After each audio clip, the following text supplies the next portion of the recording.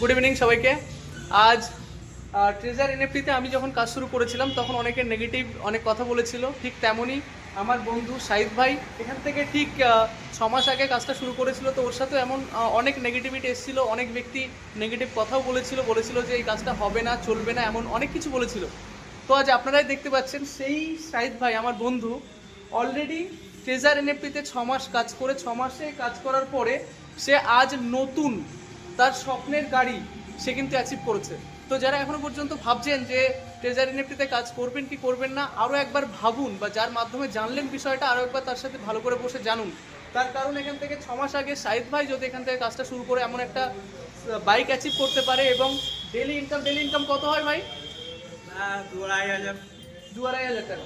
তো ডেলি 2 থেকে 2.5 হাজার টাকা ইনকাম করছে এবং সেখান থেকে কাজ করে কিন্তু বাইক অ্যাচিভ করলো। তো এটা পাওয়ার ট্রেজার এনএফটি প্ল্যাটফর্মের প্রত্যেকটা